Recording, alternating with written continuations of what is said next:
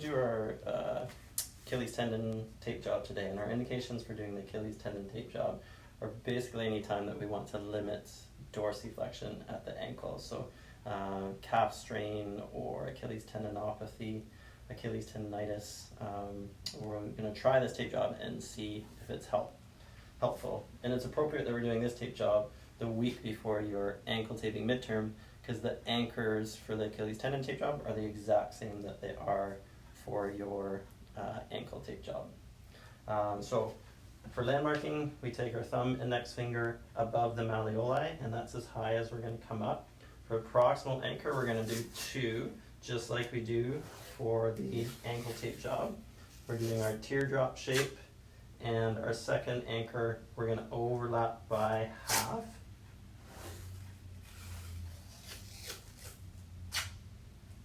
And then for our distal anchor, we find the base of the 5th metatarsal right here, and we want the anchor over top of the base of the 5th metatarsal.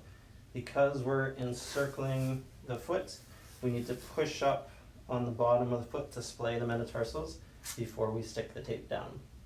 So there's our anchor strips for the Achilles tendon tape job.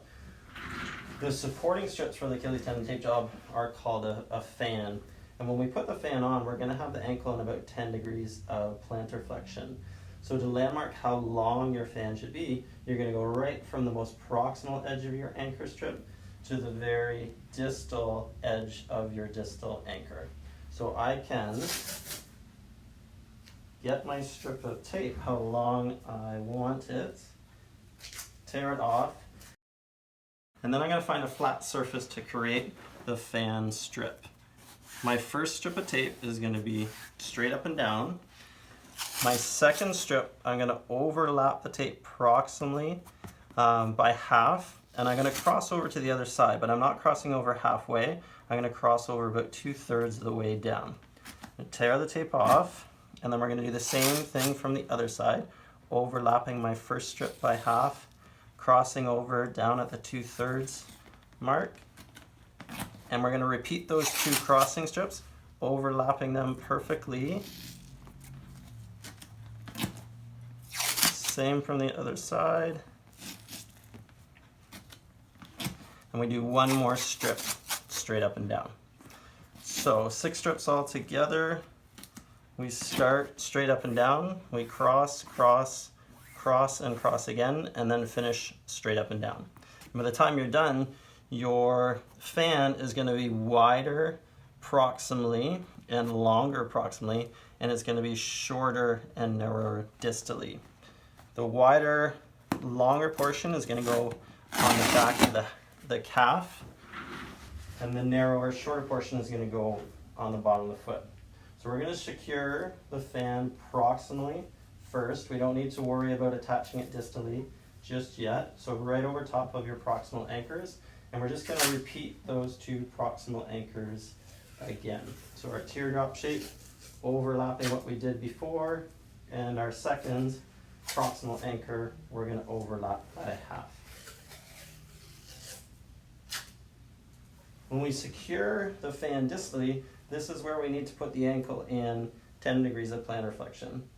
And the reason being is we're trying to limit dorsiflexion. We want to prevent the ankle from going into dorsiflexion.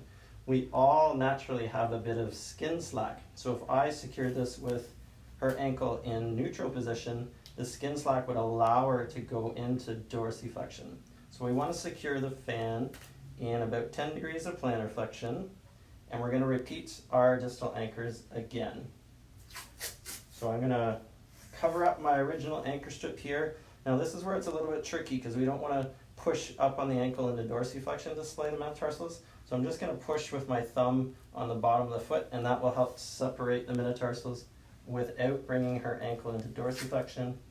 And I'm going to do 1 additional distal anchor strip the second time, just a half strip width proximal to my last one, just so it grabs onto more of the tape on the bottom of the foot here. Before I stick it down, I'm going to push up on the bottom of the foot to separate the metatarsals. Okay, so that's it for our supporting strips of tape. We've got the stickiness of the tape right against the skin. I'm going to show you how to protect against that. And also the very edge of the tape right now, it's at its least 2 strips of tape thick.